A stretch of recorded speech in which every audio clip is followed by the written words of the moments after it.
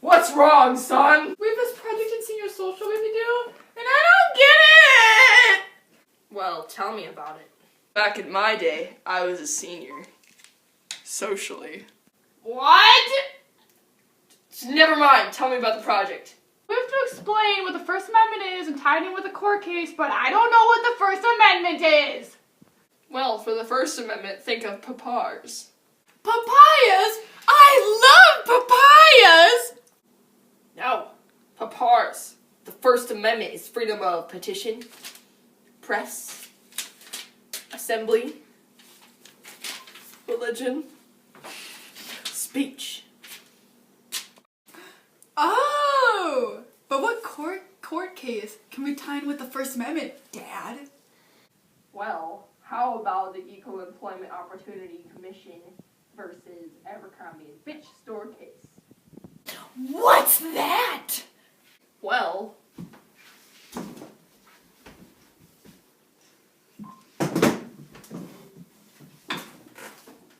in 2008, Samantha Eloff, a 17-year-old Muslim girl, applied to Abercrombie Kids in Tulsa, Oklahoma. When she went to the interview, she wore a black hijab. During the interview, she never spoke about her religious views. In result, she was denied the job because her headscarf clashed with their dress code, which was a classic East Coast collegiate style. Wow! What happened next? The Federal Equal Employment Opportunity Commission got involved and filed suit on her behalf. They had argued that it violated Title VII of the Civil Rights Acts of 1964. Tell me more! Well, the Supreme Court voted in her favor 8-1. The only one who voted against her was Justice Clarence Thomas. Eloff was initially $20,000 from the jury, but that was overturned by the United States Court of Appeal for the 10th Circuit in Denver because Mrs. Eloff never informed Abercrombie before its hiring decision that she wore her headscarf or hijab for religious reasons. How does this tie in with the First Amendment?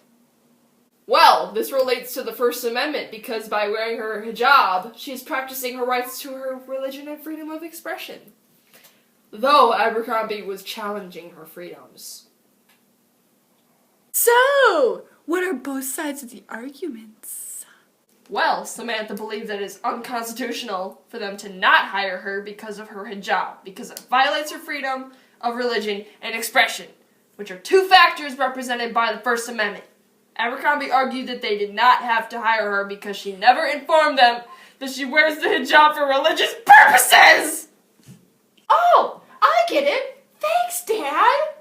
No problemo, kiddo! If you need any more help, just ask.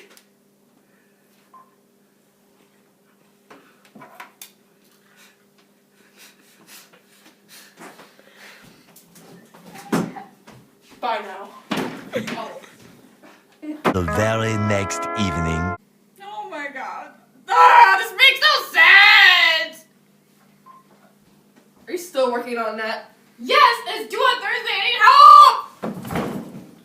Ah! Stop crying like a baby. Okay. So, what do you need help with? Do you have any examples for applicable precedents for this case? I actually do!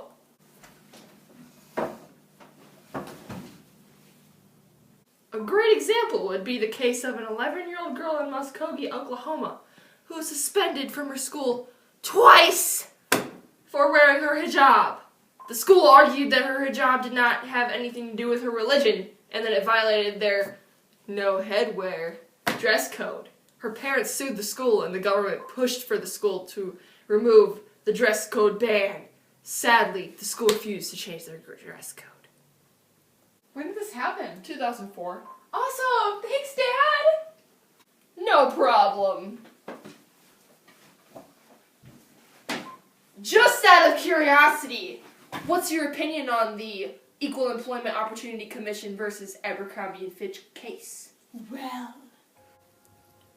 I definitely believe that Abercrombie and Fitch was wrong for denying Samantha Aloft a job just because of her hijab.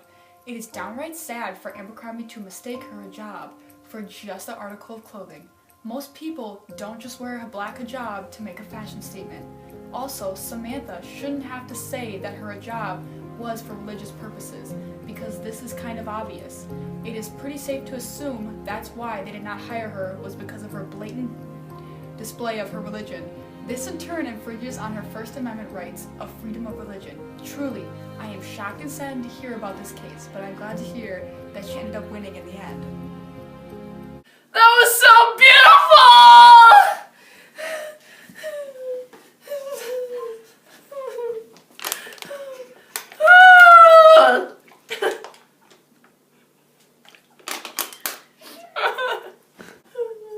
I know.